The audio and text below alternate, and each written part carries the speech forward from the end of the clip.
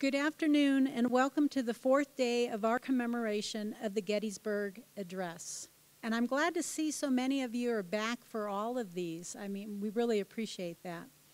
Before we begin today, I just wanted to do a short reminder about the educational events that are coming up. Tonight in the Performance Hall, we have the film Lincoln at 7 o'clock. Tomorrow, we have a lecture on the photography of the American Civil War at 10 o'clock. Then on Sunday, we're wrapping up the symposium with a lecture on the Gettysburg Address, Beyond the Words, at 2:30. And then Sunday, another lecture and music, the folk music of the Civil War era, at 4 o'clock. Today, we have a presentation by Professor Keith Haynes, Why We Should Give a Damn, Gone with the Wind and the Representation of the Civil War in Fiction.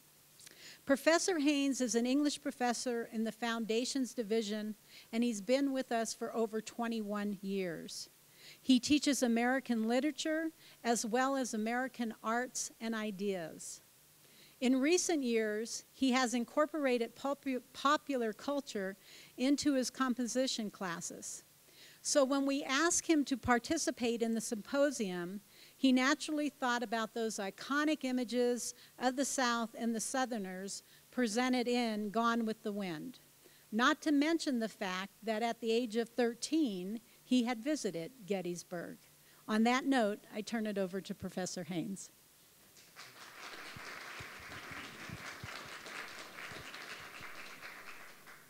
Thank you, Deb, and thank you, everybody, for coming. When I first got my time of 3:30 on Friday afternoon, I was a little worried because the college can be a bit of a ghost town at those times. But this is fantastic, and I thank you all for coming out. I see colleagues, I see community members, and students as well. If you're an online student of mine and we haven't met yet face-to-face, please stick around afterwards so I can connect up a name and a face.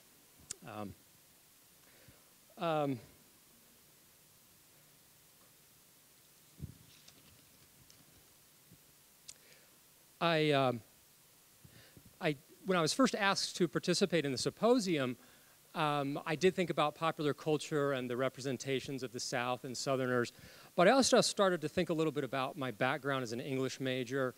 I went to college at Wake Forest University in Winston-Salem, North Carolina, and I started to realize that Gone with the Wind, despite having won the Pulitzer Prize and the National Book Award in 1937, was never on my radar as an English major, not as an undergraduate and not as a graduate student either, despite many classes in American literature, and even a class at Wake Forest entitled Literature of the American South.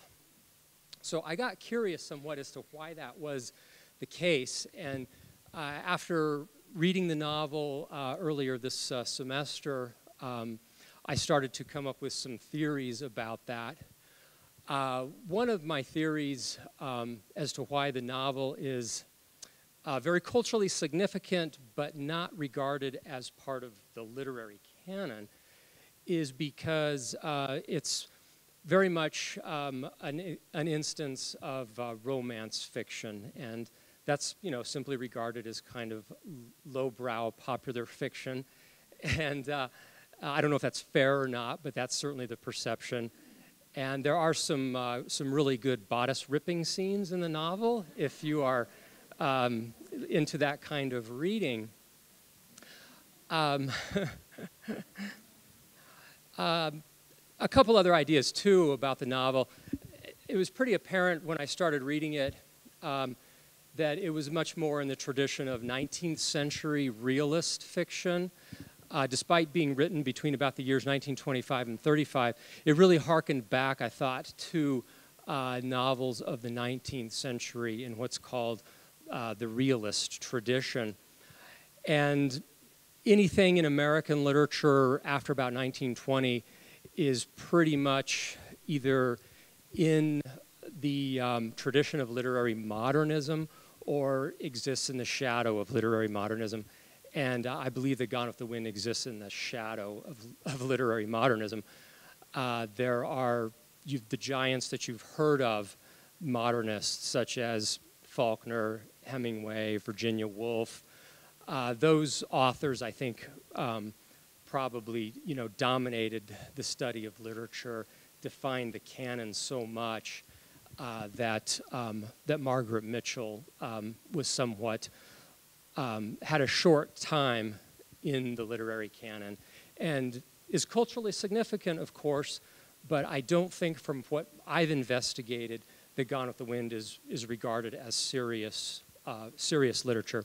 It does not show up in any of my many Norton anthologies of American literature.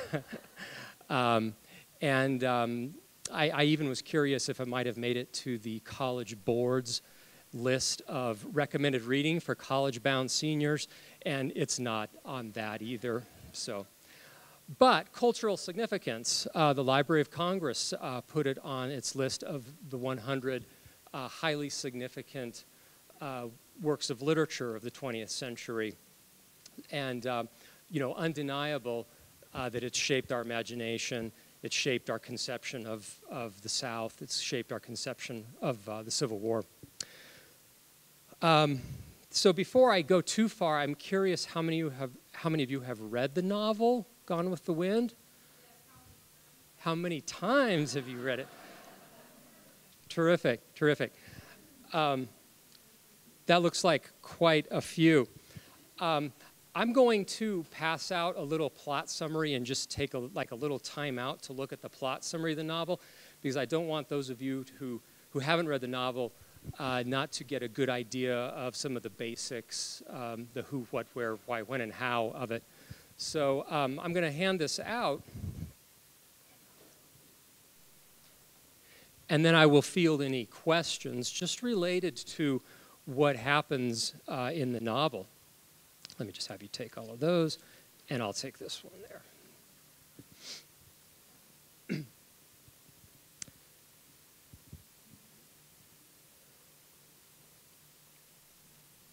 I tried to condense about 900 and some odd pages of reading in my edition into just a page-long summary, and it was a challenge. You've got a sprawling novel that spans more than 10 years, from about 1860 or 61, just before the start of the Civil War, to about late 1873 or 74, and kind of the dark days of Reconstruction. So there's definitely more than a decade. The cast of characters, I could not begin to say exactly how many characters there are in the novel. It's an extensive list, and I try to just touch on the principles here. And my apologies if I've left out your favorite character from the novel. Well, we all know the two principal ones, right? Of course, those are the two that really matter the most, and that's red and scarlet.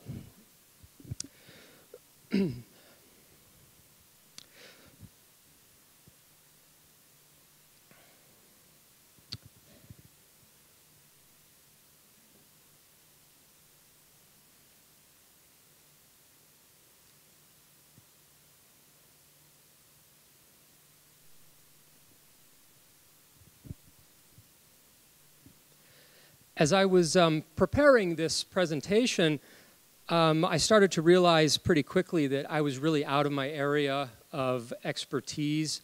I found myself reading what I could get my hands on and thinking a lot about the cultural history of the American South. And so I'm glad that Deb is here, who's our historian, and at the end of the presentation she might set me straight on a few things. Since I will be making some claims about the cultural history of the American South. I'm not talking about the film here. The title of the presentation is The Representation of the Civil War in Fiction. So I hope that's not a disappointment. But I really wanted to get this story directly from the pen of a Georgia-born and bred author, Margaret Mitchell, who lived almost exactly in the first half of the 20th century, from 1900 to 1949. Are there any questions about what happens in the novel, the basic plot outline that I just gave to you? Yeah, Lori?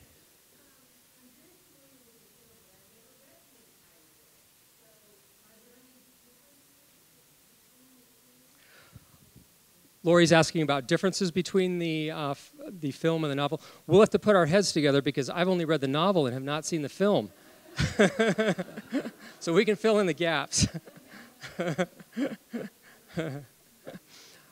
I've not read any literary criticism about Gone with the Wind. I really wanted to try to get my own ideas crystallized. And I'll share those with you today. I have read some things about Margaret Mitchell, and one of them is that she had very little input into the making of the movie itself.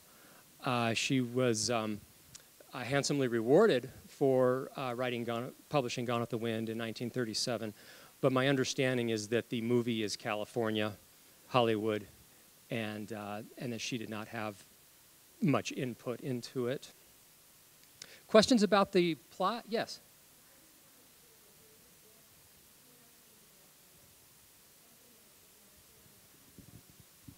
Ah.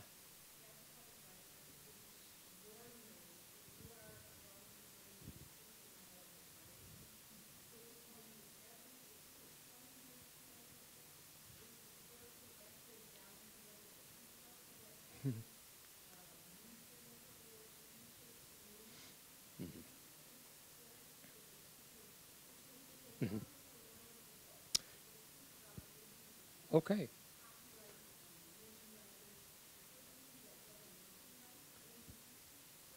And great.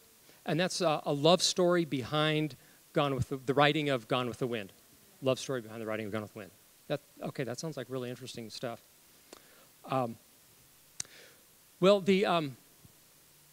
if you have any questions about, the basics of the novel, the plot summary based on my little handout here, please, feel free to ask those at any time. I put this image up on the screen here because I kept thinking about the Roman god Janus, the two-headed god, and the image of the two-headed god as I was reading and enjoying Gone with the Wind. Specifically, I was thinking about this tension between the Old South and the New South. And you've all no doubt heard of that. There's a whole lot that's been written about the tension between the Old South and the New South. Those terms are very useful, Old South and New South, but they mean different things at different points in history. Old South and New South mean something in 1877 with the ending of Reconstruction. They mean something in the year 1900 when Margaret Mitchell is born and the generation that fought the Civil War and experienced it firsthand starts to die off and the new 20th century begins. The terms Old South and New South, they also mean something in 1930 when there's fairly rapid modernization and urbanization occurring in major southern cities, and there's a backlash and a resistance and kind of a back to the farm movement in the intellectual life of the South. Old South versus New South means something different again in 1960 when there are protests at the lunch counters in Greensboro, North Carolina. Old South and New South, those terms that describe the really fundamental tension and kind of the two-headed nature of the Southern mind.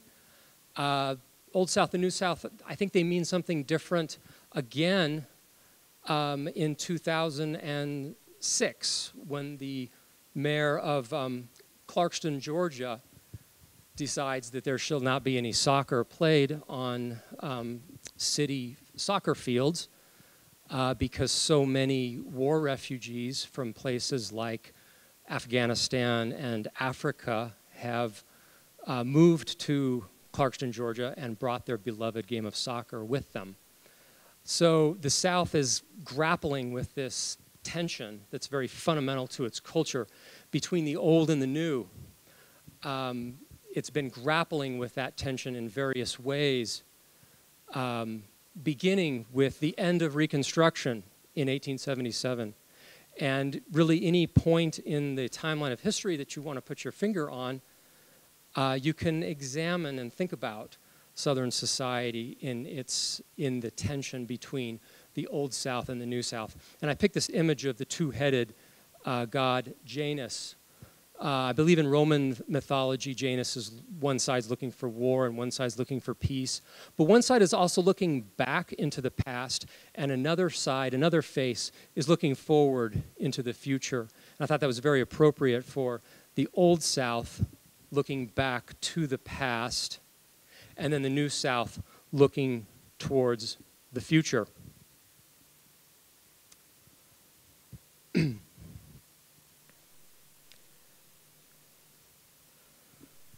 So any plot summary questions yet for me? Okay. As I was reading Gone with the Wind, I started to think in terms of a critical framework that was constructive and useful to guide my reading. And I started to think about something called post-structuralist literary theory. Was actually what was kind of going through my mind as I was reading the novel. And my focus turned really to not the accuracy of the novel in its representation of the Civil War so much, but rather how that novel was a reflection of its time. Published in 1937, worked on for many years prior to that. My mind started to think about the author's milieu, and this is very important for the post-structuralists. These are some mostly French theorists in the 1960s and 70s who developed some ideas about how authors are very much embedded in a cultural milieu, and by looking at the productions of a culture at any time, we can uncover the priorities, the value, the ideology of that culture. In fact, the post-structuralists say an author cannot escape his or her culture. It's inevitable that Margaret Mitchell is going to reflect what's going on in the Southern, the two-faced, two-headed Southern mind. It's inevitable that she's going to reflect that as she's working on this novel in the 1920s and the 1930s. The post-structuralists say that, sure, there's high literature, high art. There's also low or popular literature, lowbrow art. They say either of those things can be tremendously revealing if we study it closely, decode the signs of it, and gain insights into what makes a culture tick, what's important to people at that time. And it's kind of a common sense idea when you think about it. Sure, the study of the milieu of a work of art, that ought to be tremendously revealing. But their ideas actually were quite revolutionary because they shifted some of the focus away from the work of art, away from the author, and towards the context in which it is created. So as I read Gone with the Wind, and again, this is published in 1937 and worked on in the 20s and the 30s, I started to think about a contemporaneous work of art that really reflects this dual, contradictory nature of the Southern mind, the two-faced Janus. And this is a short story by William Faulkner, published in 1931, called A Rose for Emily. And just in the first couple of paragraphs, you can tell that Old South and New South are at war with each other, metaphorically. They are some fundamentally incompatible ways of seeing the world, and this puts tremendous strain on the culture of the South and the little town where the protagonist lives. The year in this passage that I'll share with you is 1927, and Miss Emily has died. She's in her 80s. She was born sometime before the Civil War, just before the Civil War, and she has grown up as a Southern belle.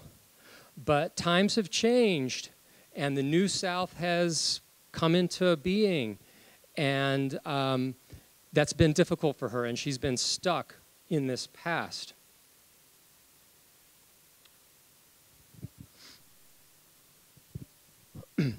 When Miss Emily Grierson died, our whole town went to her funeral. The men threw a sort of respectful affection for a fallen monument.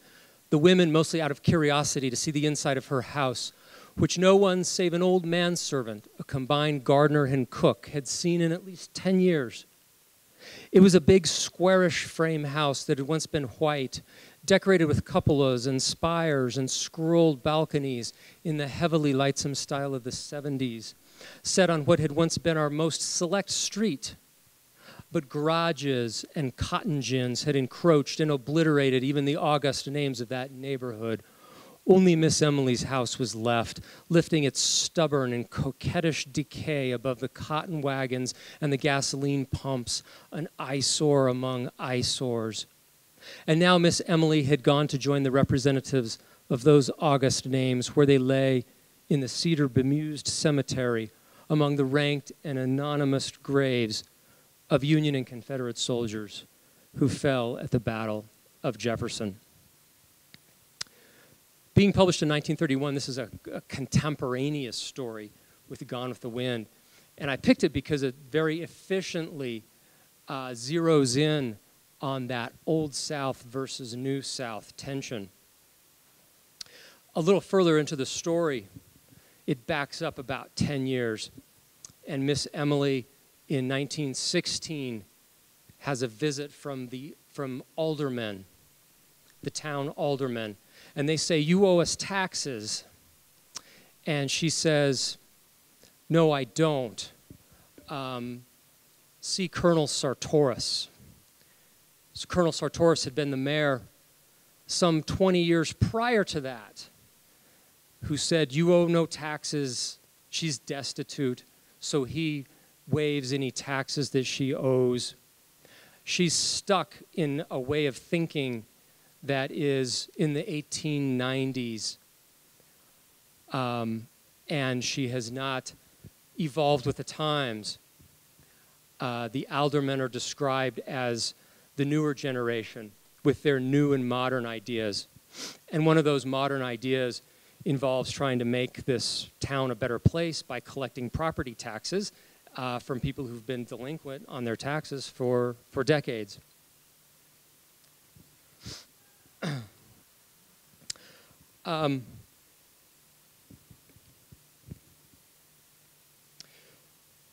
Now, I think that Gone with the Wind very much presents this Old South versus New South tension.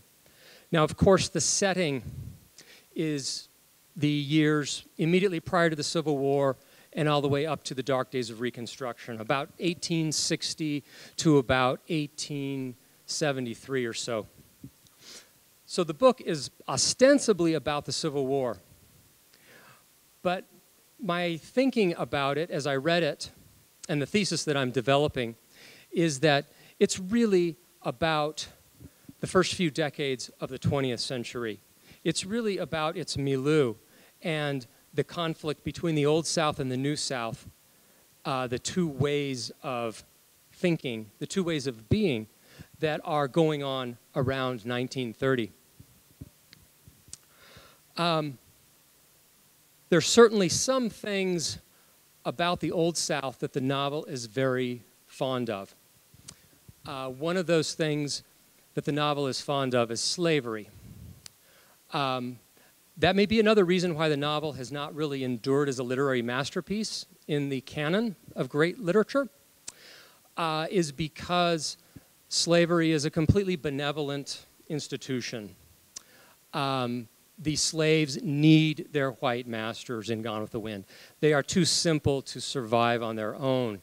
And the good slaves, they appreciate that guidance that they receive from their white masters.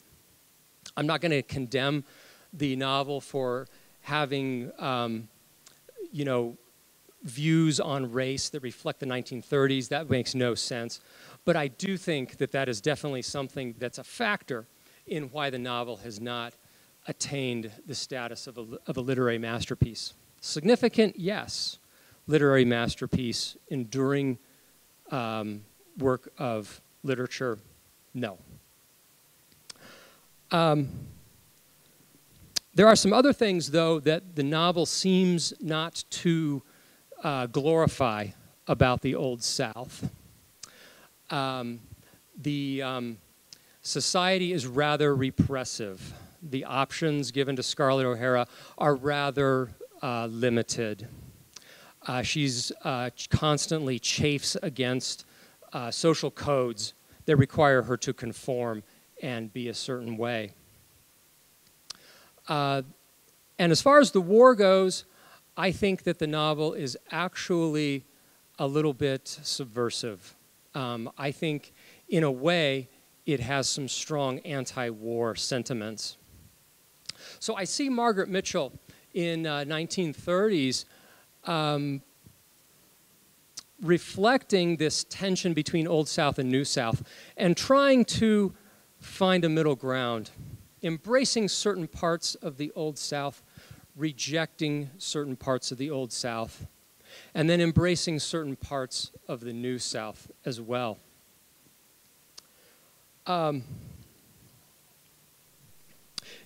Now, I know that talking about the Civil War can still be a heated subject. I have students who are very passionate about the Civil War, generally students with a Southern heritage who may not necessarily use the term Civil War, but rather use the term the War of Northern Aggression or the War for Southern Independence. And the late unpleasantness, I've heard that one too. Yeah. So I'm going to try to be as nonpartisan and objective as I can here. But there is most certainly some idealization of the Confederacy and the Old South that's been going on for a very long time. I don't think we could dispute that. Kind of the standard term is the lost cause of the Confederacy. And there's a few tenets here that I think are important in a discussion with Gone with the Wind. Pre-war plantation society was refined and cultured. Slavery was a benevolent institution. And that may be one of the draws of Gone with the Wind, is the refinement and the culture and the manners that the people displayed towards each other. It's very much unlike our time. I suspect that's one of the draws of the novel for people. The South fought heroically and honorably in the Civil War, unlike the Union. Robert E. Lee, one of the greatest men of all time, right? He's the embodiment of the code of chivalry that was expected of a Southern general. The Civil War was ultimately initiated on the principle of states' rights, not slavery, hence that name, the War for Southern Independence. Reconstruction was vindictive and brutal. And last of all, the Ku Klux Klan defended Southern traditions from Reconstruction.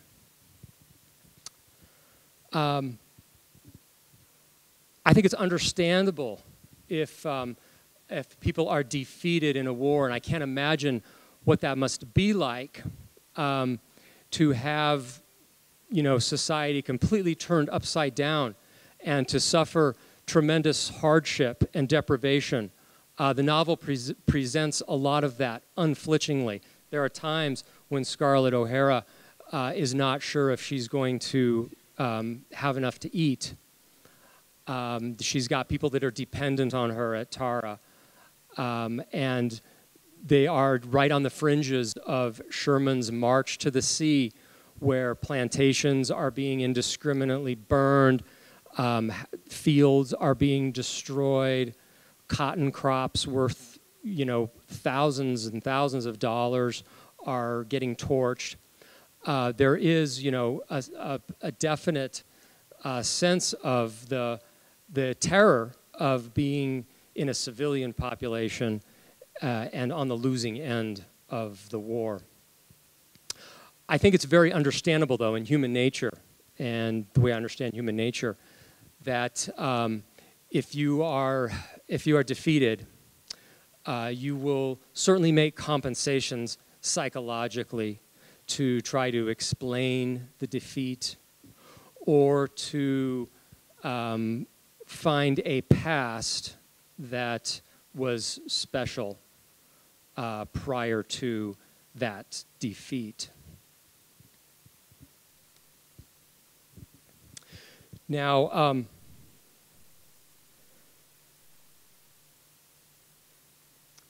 I see that Gone with the Wind, my thinking about Gone with the Wind, is that there are certain tenets of the lost cause that the novel embraces. There are other tenets that it rejects. But the novel is, for the most part, it's an embrace of the New South. 1930 is, like almost any year in Southern history, 1930 is one of those critical years where the tension between the Old South and the New South is very strong. This is a time of modernization, urbanization. Cities are growing significantly in the South during the time that the novel is being composed. Not everybody, of course, is rushing headlong into modernization and saying, yes, let's all move to a city, let's build industry, let's forget our past, let's move into the future. Not by a long shot. There's a whole movement, an intellectual movement out of the Vanderbilt University English department at the time called the Agrarians. And the Agrarians write a manifesto in 1930 called I'll Take My Stand. And in it, they explain some of their thinking about what is wrong with the New South and why a life lived close to the soil as a farmer is the most virtuous life for a human being. So there's this reactionary element as well going on in about the year 1930 as Southern intellectuals oppose the New South and resist efforts at modernization and instead look back towards the past as their ideal.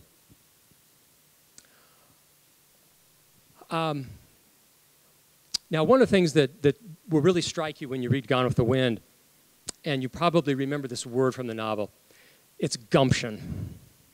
You may not like Scarlett O'Hara a lot. She's a difficult character.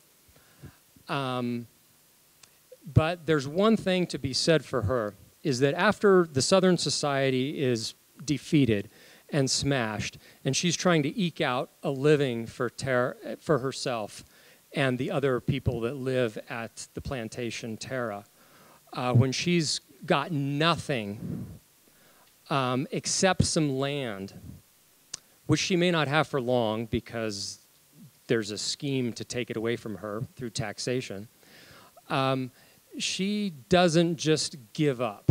she doesn't just pine away for the old days, the way things used to be before the war.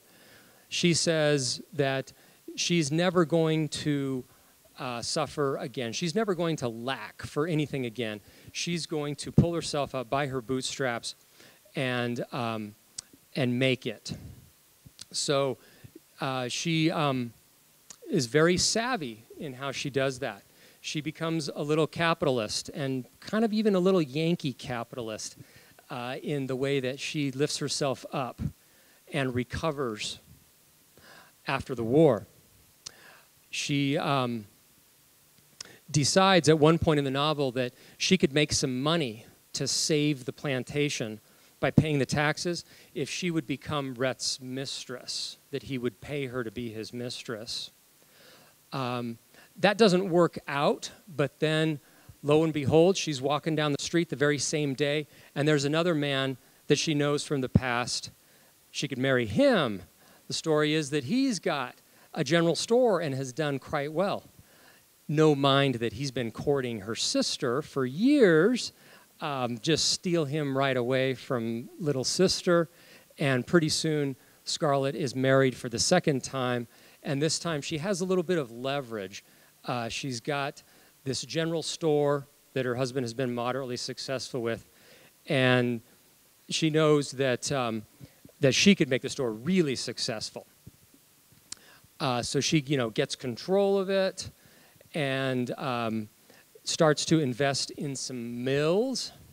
So very savvy, because Atlanta is burned. You saw that at the start, right? They need to rebuild the town, and there's going to be tremendous demand for lumber. So she invests in these mills, and pretty soon she is on her way up. She is an upwardly mobile success story of someone who is becoming wealthy and middle class. When she marries Rhett, that's when her fortunes really take off. Her wealth at that time is tremendous. And they build a very opulent house in Atlanta, and she decorates it with all the finery that she's always wanted to have. So if there's one thing, if there's one aspect of the New South that the novel embraces, it's that money-making ethic. That, boy, if you just have gumption and play your cards right, you too can become an American success story.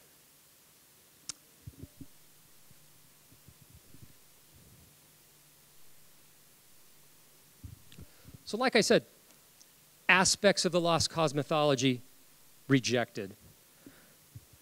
Aspects embraced. The New South business ethic, absolutely. The novel is 100% behind that. So here's kind of the thesis that I came up with Gone with the Wind that I'll share with you. Gone with the Wind represents a partial repudiation of the Lost Cause mythology. The novel embraces wholeheartedly one of the main pillars of the mythology, slavery as a benevolent institution. In Mitchell's version of the past, the simple and loyal darkies, her word, not mine, need the civilizing influence of their masters. Moreover, Georgians are sympathetically portrayed using all their means to try to maintain the social order during Reconstruction. Despite these points, Scarlett's sudden loss of interest in Ashley Hamilton represents the rejection of the Old South. Ashley's the man that she loves for 98% of the novel.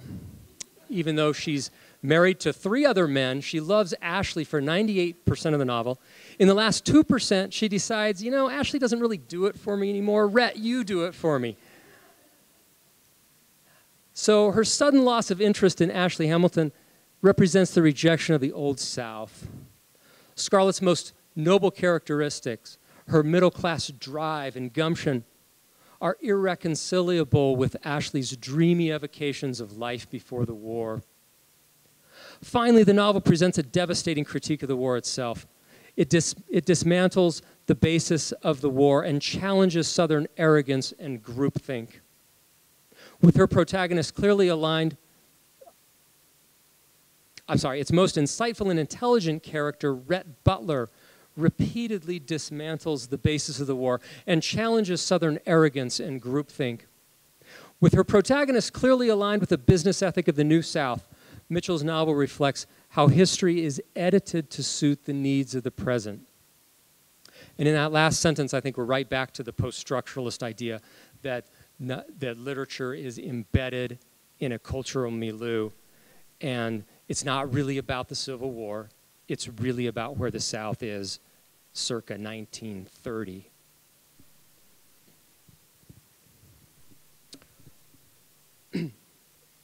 Any questions or comments so far?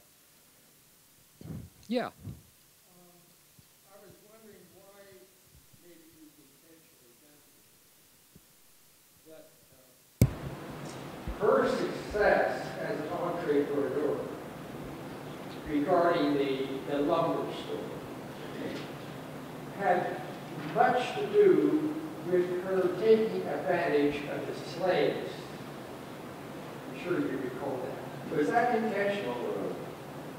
You're not mentioning that. Good question. Her success with the mills was that exploitation of slaves. I wish I thought of the word entrepreneur. That's perfect. That's the word I was searching for, was entrepreneur, to describe Scarlett. My recollection in the novel is that there's exploitation of convict labor. This is several years after the war when she starts to get traction with the mills. And Ashley is operating one of the mills, and he's this kind of noble-hearted, classically educated, very refined, cultured aristocrat. And Ashley says, I've got serious ethical problems with you using convict labor, prisoners that are basically utilized as slaves were. And Scarlett, my recollection is that Scarlett is not terribly concerned about that. And I might be wrong about that, but I don't think she's terribly concerned. It works. It gets the job done for her. Do you really think she came from middle class drive? I mean, her father, you know, the plantation owner. Right. He was friends to all of the important political leaders in the South. Mm-hmm. They had meetings in his home. Maybe her drive was middle class. Mm-hmm. Mm-hmm. Yeah, I think my intention in that sentence is that the drive is middle class. Her class background is a little bit complicated in the novel. Her parents are the result of a little bit of hypergamy or marriage across class lines. Her father, Scarlett's father, was a poor Irish immigrant who met an aristocratic girl, Ellen, Scarlett's mother, and there was some scandal in her parents' marriage because of the class crossing that is going on there. I think there are elements of Scarlett that are definitely not aristocratic. She does not have a whole lot of refinement or education or culture, and she doesn't have that opportunity to get educated much growing up. She has a little bit of education growing up, but there's quite a bit of emphasis in the novel on how kind of a little bit tacky the fancy house is in Atlanta, because she likes certain things that a true aristocrat would really not pick for home decor. She really lays it on thick, So that question of where she is in terms of social class, it's definitely a complex one. Okay, Rhett Butler, dismantling the basis of the war. I'll get into that a little bit. But given that this is the Gettysburg Symposium, I think it is appropriate to look at a scene in the novel in which the town learns of the defeat at Gettysburg. And it's a poignant passage in the novel as well. Let me get the handout for that.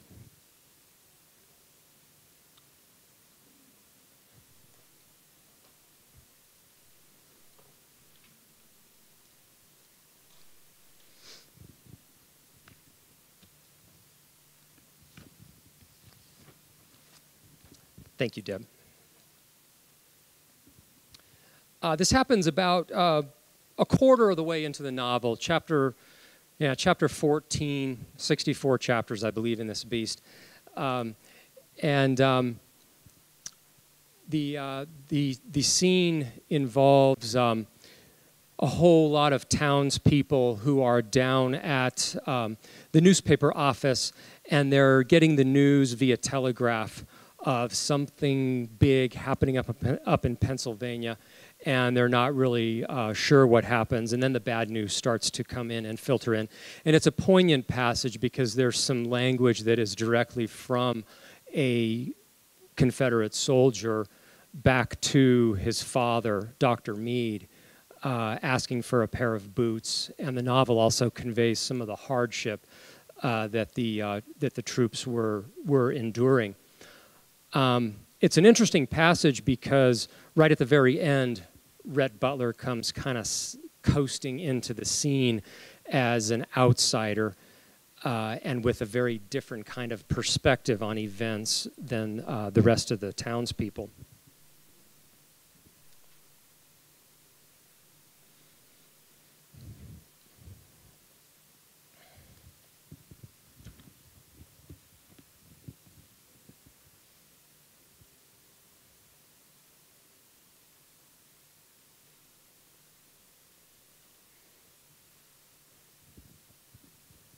I just didn't think we could have a Gettysburg Symposium without looking at this scene, which relates most directly, if anything, in the novel to Gettysburg.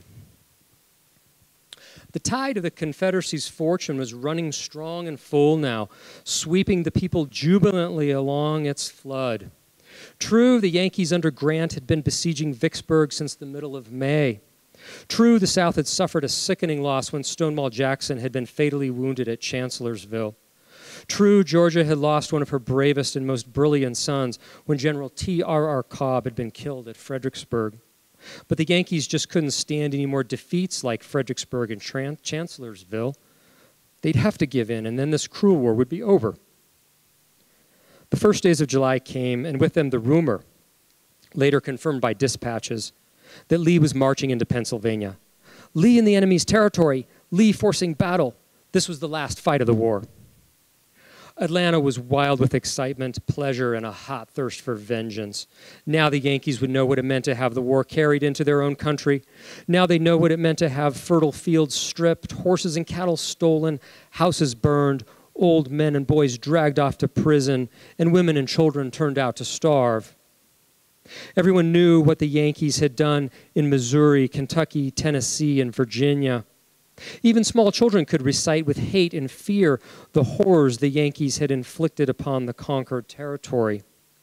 Already Atlanta was full of refugees from East Tennessee, and the town had heard firsthand stories from them of what suffering they had gone through. In that section, the Confederate sympathizers were in the minority, and the hand of war fell heavily upon them, as it did on all the border states, neighbor informing against neighbor and brother killing brother. These refugees cried out to see Pennsylvania one solid sheet of flame, and even the gentlest of old ladies wore expressions of grim pleasure. But when the news trickled back that Lee had issued orders that no private property in Pennsylvania should be touched, that looting would be punished by death, and that the army would pay for every article it requisitioned, then it needed all the reverence the general had earned to save his popularity. Not turn the men loose in the rich storehouse of that prosperous state? What was General Lee thinking of? And our boys so hungry and needing shoes and clothes and horses? A hasty note from Darcy Meade to the doctor, the only first-hand information Atlanta received during those first days of July, was passed from hand to hand with mounting indignation. Pa, could you manage to get me a pair of boots? I've been barefooted for 2 weeks now, and I don't see any prospects of getting another pair. If I didn't have such big feet, I could get them off dead Yankees like the other boys, but I've never found a Yankee whose feet were near as big as mine. If you can get me some, don't mail them. Somebody would steal them on the way, and I wouldn't blame them. Put Phil on the train and send him up with them. I'll write you soon where we'll be. Right now, I don't know, except that we're marching north. We're in Maryland now, and everybody says we're going on into Pennsylvania. Pa, I thought that we'd give the Yanks a taste of their own medicine, but the general says no, and personally, I don't care to get shot just for the pleasure of burning some Yank's house. Pa, today we marched through the grandest cornfields you ever saw. We don't have corn like this down home. Well, I must admit we did a bit of private looting in that corn, for we were all pretty hungry, and what the general don't know won't hurt him. But that green corn didn't do us a bit of good. All the boys have got dysentery anyway, and that corn made it worse. It's easier to walk with a leg wound than with dysentery, Pa. Pa, do try to manage some boots for me. I'm a captain now, and a captain ought to have boots, even if he hasn't got a new uniform or epaulettes. But the army was in Pennsylvania. That was all that mattered. One more victory and the war would be over, and then Darcy Meade could have all the boots he wanted, and the boys would come marching home, and everybody would be happy again. Mrs. Meade's eyes grew wet as she pictured her soldier son home at last, home to stay. On the 3rd of July, a sudden silence fell on the wires from the north, a silence that lasted till midday of the 4th, when fragmentary and garbled reports began to trickle into headquarters in Atlanta. There had been hard fighting in Pennsylvania, near a little town named Gettysburg, a great battle with all Lee's army massed. The news was uncertain, slow in coming, for the battle had been fought in the enemy's territory, and the reports came first through Maryland, were relayed to Richmond, and then to Atlanta. Suspense grew, and the beginnings of dread slowly crawled over the town. Nothing was so bad as not knowing what was happening. Families with sons at the front prayed fervently that their boys were not in Pennsylvania, but those who knew their relatives were in the same regiment with Darcy Meade clamped their teeth and said it was an honor for them to be in the big fight that would lick the Yankees for good and all. In Aunt Pitty's house, the three women looked into one another's eyes with fear they could not conceal. Ashley was in Darcy's regiment. On the 5th came evil tidings, not from the north, but from the west. Vicksburg had fallen after a long and bitter siege, and practically all the Mississippi River from St. Louis to New Orleans was in the hands of the Yankees. The Confederacy had been cut in two. At any other time, the news of this disaster would have brought fear and lamentation to Atlanta. But now they could give little thought to Vicksburg. They were thinking of Lee in Pennsylvania, forcing battle. Vicksburg's loss would be no catastrophe if Lee won the East. There lay Philadelphia, New York, Washington. Their capture would paralyze the North and more than cancel off the defeat on the Mississippi. The hours dragged by, and the black shadow of calamity brooded over the town, obscuring the hot sun until people looked up startled into the sky, as if incredulous that it was clear and blue instead of murky and heavy with scudding clouds. Everywhere, women gathered in knots, huddled in groups on front porches, on sidewalks, even in the middle of the streets, telling each other that no news is good news, trying to comfort each other, trying to present a brave appearance. But hideous rumors that Lee was killed, the battle lost, and enormous casualty lists coming in fled up and down the quiet streets like darting bats. Though they tried not to believe, whole neighborhoods, swayed by panic, rushed to town, to the newspapers, to headquarters, pleading for news, any news, even bad news. Crowds formed at the depot, hoping for news from incoming trains, at the telegraph office, in front of the harried headquarters, before the locked doors of the newspapers. They were oddly still crowds that quietly grew larger and larger. There was no talking.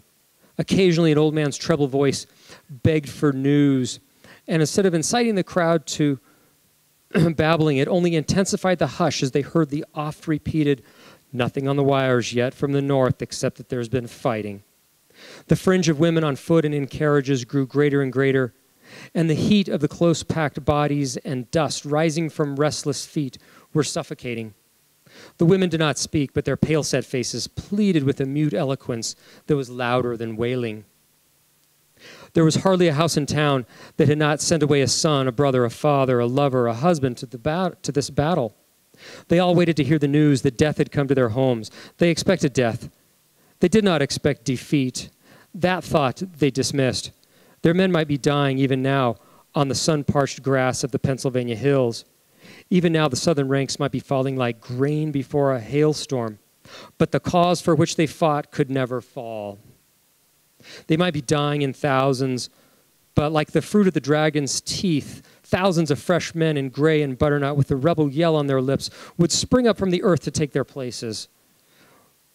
Where these men would come from, no one knew. They only knew, as surely as they knew there was a just and jealous God in heaven, that Lee was miraculous and the Army of Virginia invincible. Scarlett, Melanie, and Miss Pittypat sat in front of the Daily Examiner office in the carriage with the top back, sheltered beneath their parasols. Scarlett's hands shook so that her parasol wobbled above her head. Pitty was so excited her nose quivered in her round face like a rabbit's. But Melanie sat as though carved of stone, her eyes growing larger and larger as time went by. Remember, she's married to Ashley.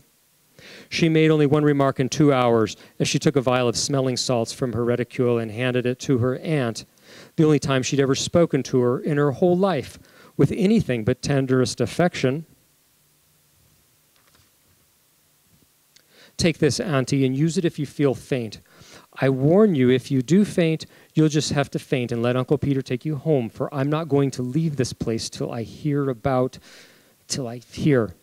And I'm not going to let Scarlett leave me either." Scarlett had no intention of leaving, no intention of placing herself where she could not have the first news of Ashley. No, even if Miss Pitty died, she would not leave the spot.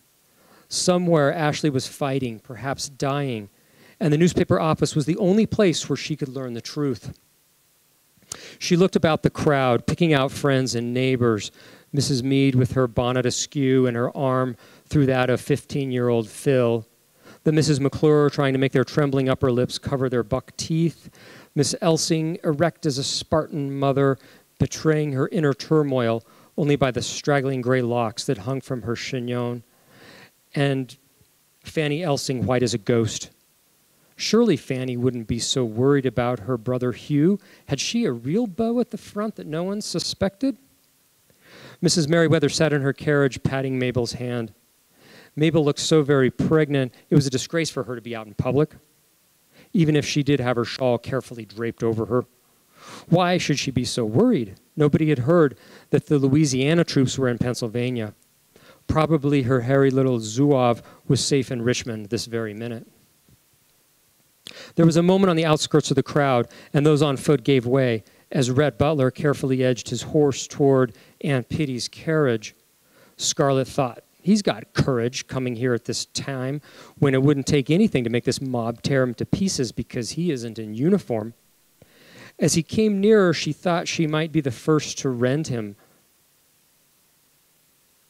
How dared he sit there on that fine horse in shining boots and handsome white linen suit, so sleek and well-fed, smoking an expensive cigar, when Ashley and all the other boys were fighting the Yankees, barefooted, sweltering in the heat, hungry, their bellies rotten with disease.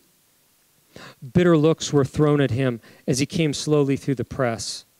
Old men growled in their beards, and Mrs. Merriweather, who feared nothing, rose slightly in her carriage and said clearly, "Speculator," in a tone that made the word the foulest and most venomous of epithets. He paid no heed to anyone, but raised his hat to Mellie and Aunt Pitty, and riding to Scarlett's side, leaned down and whispered, "Don't you think this would be the time for Dr. Meade to give us his familiar speech about victory perching like a screaming eagle on our banners?"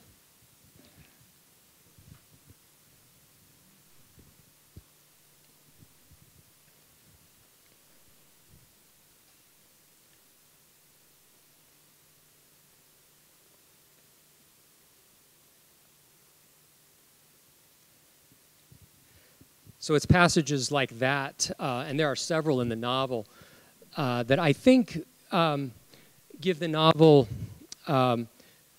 somewhat of a subversive and anti-war quality, and really call into question one of the main pillars of that lost cause mythology. I wonder, as I've read a little bit about Margaret Mitchell, who lost a fiancé in World War I wonder if some of that stance towards war itself might be a product of her losing a fiancé. There's about 3 kind of little set pieces that the novel includes where really I think the finest speeches are put into Rhett Butler's mouth, and I will distribute these in a handout as well. I don't think we'll probably read all of those, but you can see after the presentation how he in several scenes challenges this the southern arrogance. In the first scene there, it's his first appearance in the novel.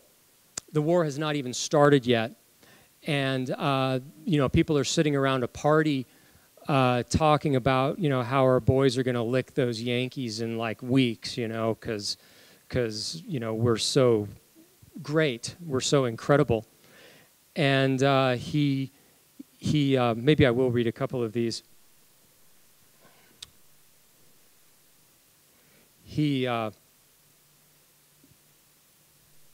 launches into some very astute and pertinent, he makes some very astute and pertinent observations about how ill-prepared for the war the South is. We don't have foundries to manufacture cannons. We don't have mills to manufacture uniforms. What are you people thinking? And he attacks them for being provincial. He says, you've traveled, but you haven't really benefited from your travels. Rhett Butler is a well-traveled individual, both prior to, in the years prior to the novel's setting. He's educated at West Point. And then during the novel, he travels to England, he travels to Paris. He's got this cosmopolitan perspective that no other character in the novel really has. Mark, could I have another one of those? Would that be okay? I ended up giving those all away. Thanks. And in these little set pieces, you can kind of see how he differs from Scarlett, who is rather apolitical and is not, as you will see, not as intelligent or perceptive or worldly as Brett. In this very first scene, like I said, it's at the party. It's Rhett's first appearance in the novel, and they're all, talking about how terrific the war is going to be, and how the Confederacy is just going to walk all over those Yankees because we're basically better than they are. So he really takes that kind of jingoism to task. "Gentlemen," said Rhett Butler in a flat drawl that bespoke his Charleston birth, not moving from his position against the tree or taking his hands from his pockets, "may I say a word?" In a lot of these scenes, he comes in as kind of this sexy outsider. There was contempt in his manner as in his eyes, contempt overlaid with an air of courtesy that somehow burlesqued their own manners. The group turned toward him and accorded him the politeness always due an outsider. "Has any one of you gentlemen ever thought that there's not a cannon factory south of the Mason-Dixon line, or how few iron foundries there are in the South, or woolen mills, or cotton factories, or tanneries? Have you thought that we would not have a single warship, and that the Yankee fleet could bottle up our harbors in a week, so that we could not sell our cotton abroad? But of course you gentlemen have thought of these things." And then here comes, Scarlett, who's a little slow on the uptake most of the time. Why, he means the boys are a passel of fools, thought Scarlett indignantly, the hot blood coming to her cheeks. The trouble with most of us Southerners, continued Rhett, is that we either don't travel enough or we don't profit enough by our travels. The rhetorical flourish in his speeches is outstanding, and you can see that Mitchell carefully crafted his language to have maximum effect. Now, of course, all you gentlemen are well-traveled, but what have you seen? Europe and New York and Philadelphia, and of course, ladies have been to Saratoga. He bowed slyly to the group under the arbor. You've seen the hotels and the museum and the balls and the gambling houses, and you've come home believing that there's no place like the South. As for me, I was Charleston born, but I have spent the past few years in the North. His white teeth showed a grin as though he realized that everyone present knew just why he no longer lived in Charleston and cared not at all if they did know. He disgraced a young lady in Charleston and was expelled from the high society there. I've seen many things that you all have not seen. The thousands of immigrants who'd be glad to fight for the Yankees for food and a few dollars. The factories, the foundries, the shipyards, the iron and coal mines, all the things we haven't got. Why, all we have is cotton and slaves and arrogance. They'd lick us in a month.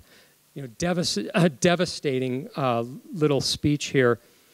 Of course, this is Margaret Mitchell's 2020 hindsight. Several generations after the Civil War, when it's easy to critique things from a vantage point when you have the knowledge about how things worked out.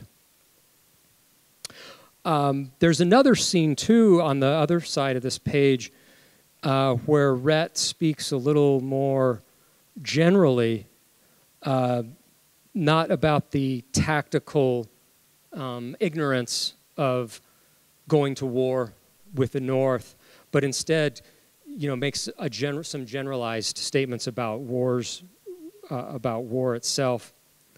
Dr. Meade, he's the very outspoken kind of warmonger. Dr. Meade, his brows were thunderous. He and Rhett are like oil and water. Nothing may be sacred to you, young man, he said in the voice he always used when making speeches.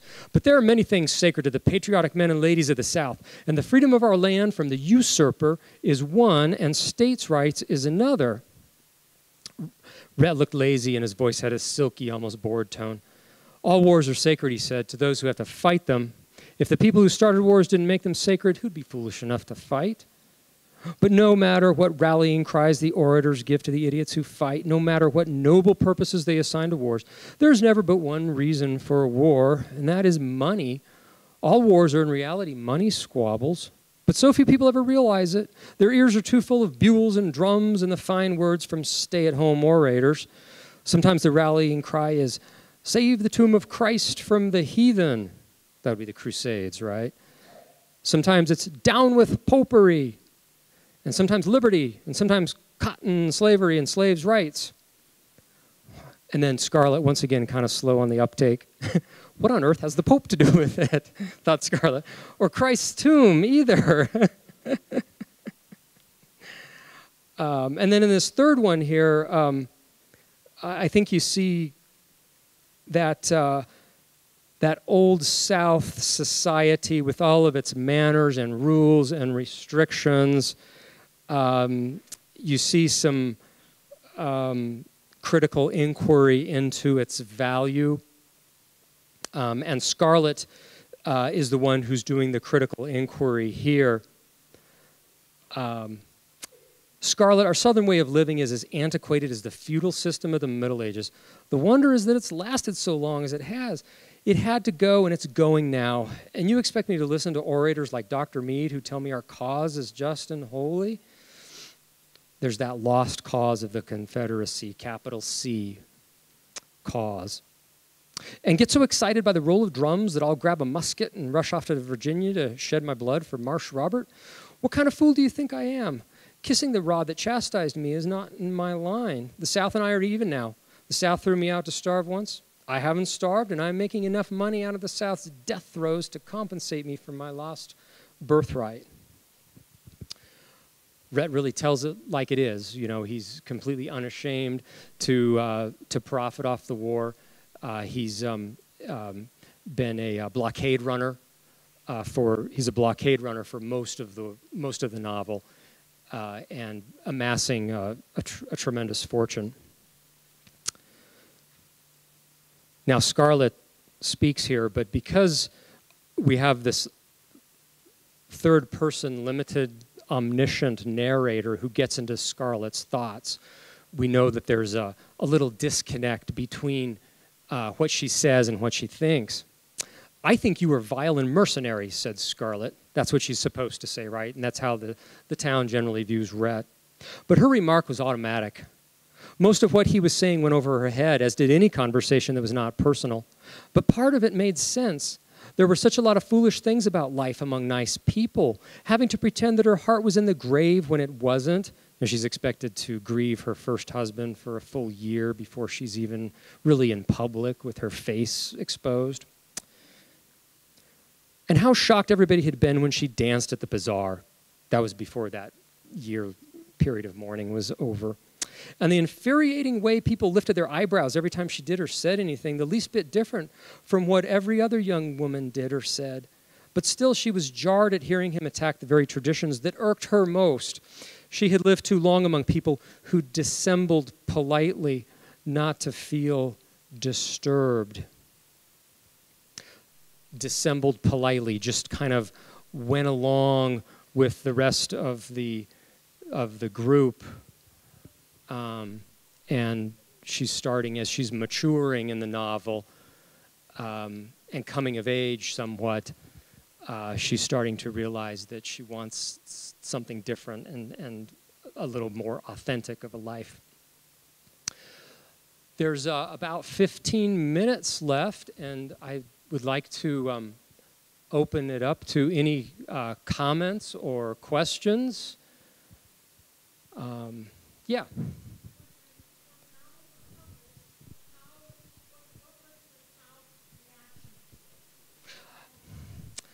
Boy, that's a great question. What was the South's reaction to the novel? I do not really know, and I should know that, but I don't. Does anybody have any background in with that? Yeah.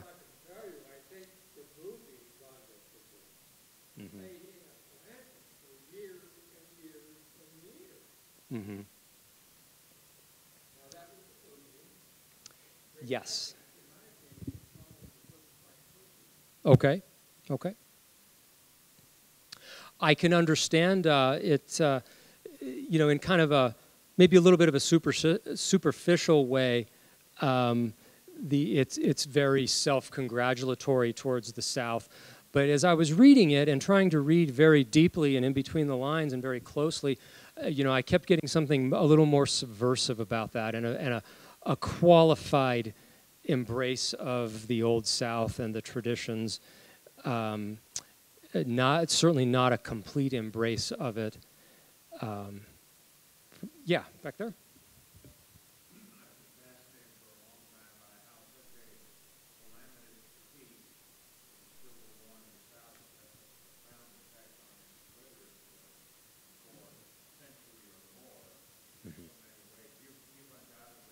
Look at this from many ways, many authors, many themes.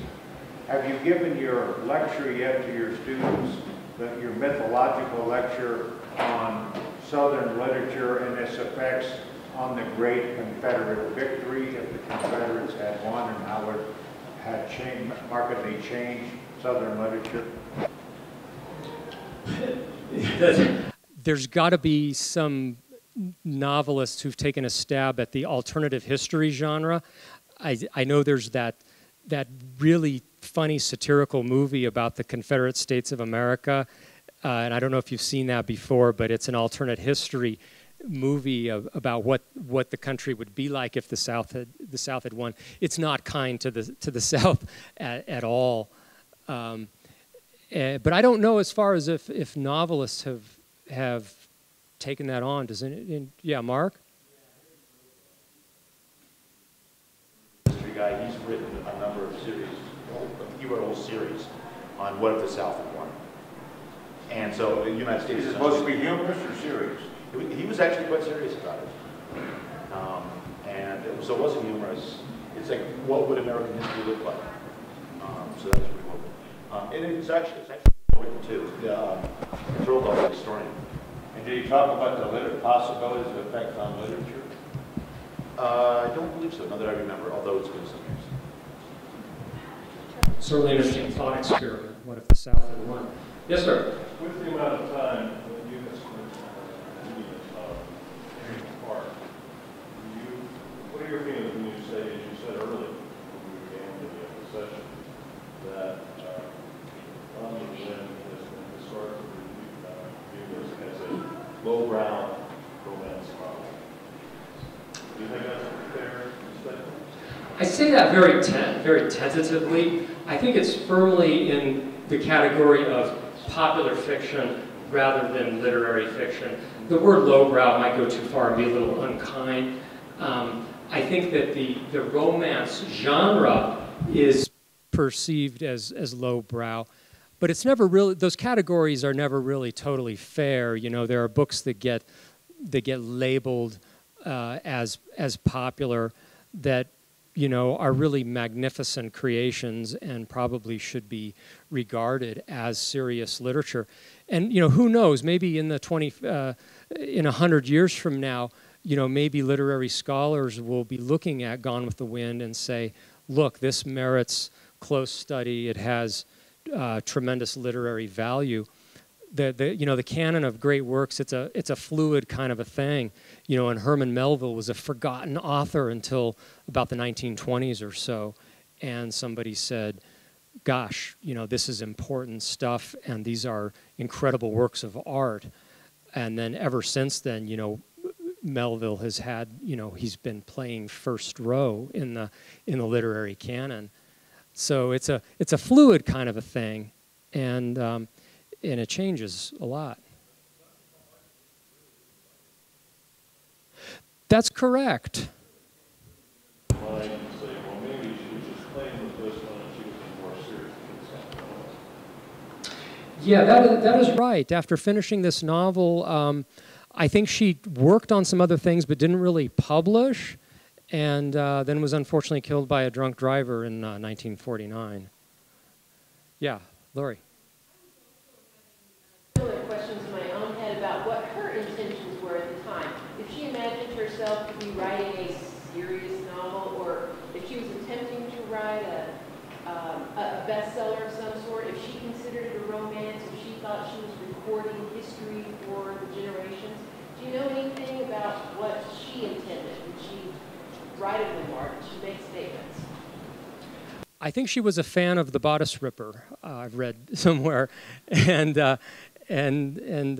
so the novel definitely, it has a couple of scenes that have a lot of ripping involved in them, but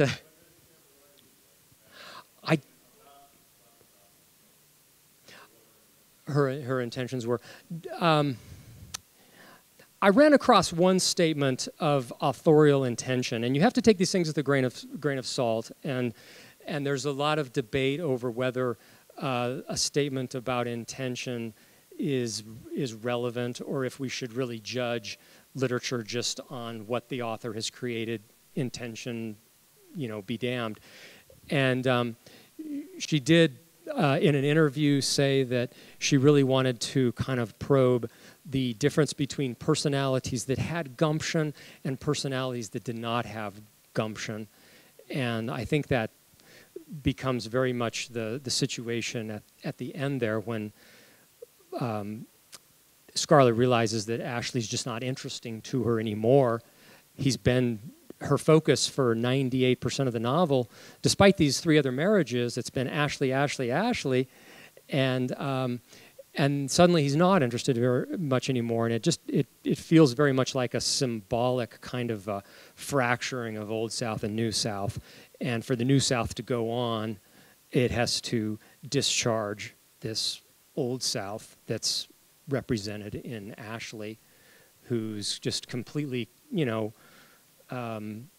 very passive, kind of dreamy, and incapable of really, dealing with the real world and making a living and getting ahead. He's not the Yankee that Scarlett is, basically. Yeah. What was one surprising or delightful discovery for you as you embarked upon studying this novel for this lecture? Because you can't spend time with something without sort of seeing something that surprises you. And I'm interested to hear a little about that. Well, I definitely wanted to pick something that was really brand new to me. And the iconic image of the novel in my head was the burning of Atlanta. So as I was reading, and I did not read anything about the novel prior to reading it or while I was reading it. I wanted it just to be kind of my experience, pure experience as you can really have. But I remember the iconic scene that I was playing at the start of the burning of Atlanta. And when I got to that, before I was even halfway through the novel, I was surprised, and I thought, oh gosh, I thought that was the climax of the novel. I've still got a lot of reading to do here. How do you top that burning of Atlanta? Yeah, Mark. Thank you. I had no idea this novel was a partial repudiation of the lost cause of the Old South. Because I had not. That's debatable. Yeah, I was with Lori. I have not actually read the novel. I only saw the movie, which actually disgusted me. The whole racial discourse just completely. And so when Atlanta burned, I was and anyway, and so this is quite convincing that the Old South, New South idea. And I like that. And even an anti-war novel, so sort of a post-war, World War I, kind of Eric Maria Remarque kind of genre and idea in which they're taking these treasured values and attacking them. So anyway, some thanks. I may actually read the book now. Well, I'm glad you liked it. I had no intention of doing so before. I'm glad you liked it, yeah. I remember, very early, when I was studying literature as an undergraduate and majoring in English, and, we're looking at the modernists, the giants of the 1920s and literary modern. Yes, sir.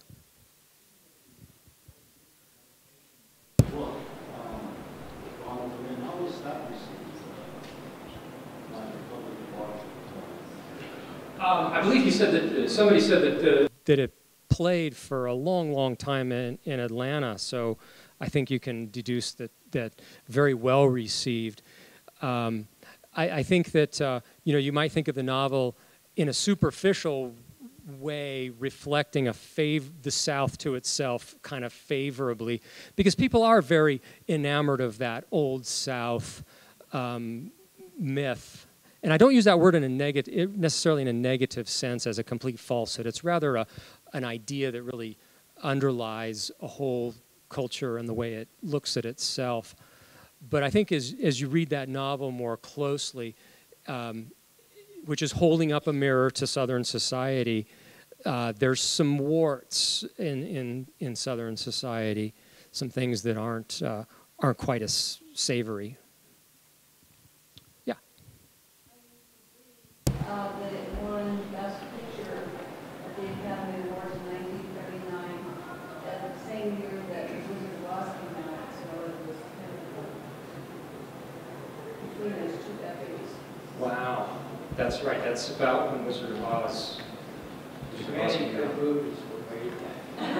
Yeah, I think the Wizard of Oz, boy, that still holds up so very well.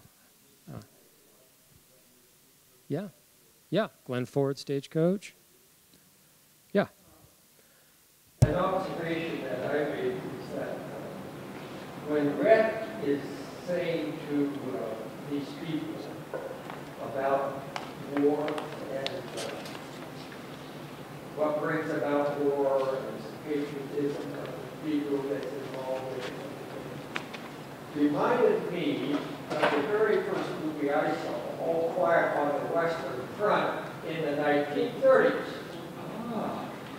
And when the instructor, the German professor or instructor was saying to the children, you know, he was talking about being patriotic in the cause of war and our countrymen and our motherhood and whatever, it reminded me of that. That particular scene in All Quiet on the Western Front. When he was motivating these young men to go to war, you know. And you ended up dying for your country. You know as a viewer how it all ends up. Yeah. That's a really interesting connection that I will need to pursue if Margaret Mitchell, you know, had read, if scholars know if she read All Quiet on the Western Front. You know, just because I've said that it's not really regarded as great high literature or part of the literary canon, you know, it doesn't mean that scholars haven't worked a lot with Gone with the Wind. You know, since cultural studies have really become established in universities, you know, pop culture is the subject of a lot of scholarship, and somebody may know whether or not she read or saw that film of All Quiet on the Western Front. I do know that she read Thomas Dixon and was apparently quite taken with his books, one of which became the basis for Birth of a Nation, the D.W. Griffith movie that came out in about 1915. Mitchell's growing up and becoming a young woman very much during a renaissance of the Ku Klux Klan in the 19-teens and 20s.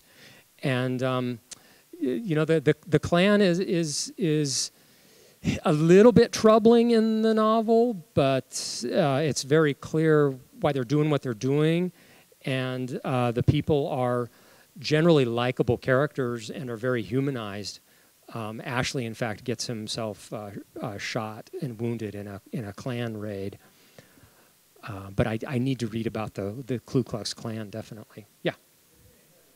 Some of us tied this novel, maybe they did. Where did this book land before the movie? I think it was a huge success commercially. Huge success, and I don't know how it relates to other novels of that time, but very, very successful. Yeah. Again, cultural influence huge, popularity huge. Yes, sir.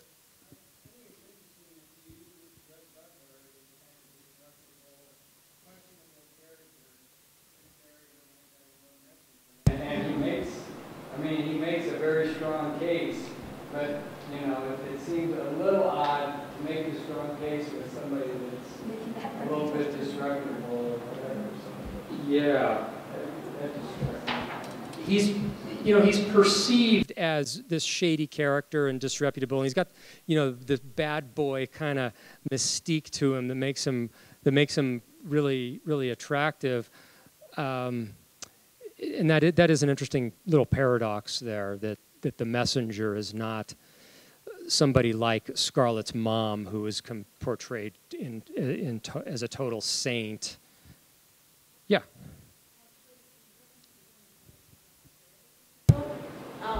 Was that you? There's a book by James Hall called Hitlit that's out, and he addresses the top 10 best-selling books in American literature. And he breaks them apart in terms of what made those books so attractive to readers. And Gone with the Wind is one of the top 10 best-selling books in American literature. This particular book is fascinating if you're a creative writer or if you're a student of literature. And the only book that is a literary book in those is To Kill a Mockingbird.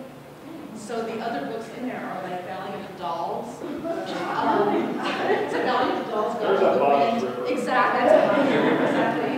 The Godfather, The Firm, Jaws. You know, so all of these, it sort of breaks them apart as to how they touch on specific themes that are so resonant with readers. It's a really, really interesting book, and it does a really nice take on that. And what did you say that? It's called Hitlit, H-I-T, Hitlit. Well, thank you all very much for coming.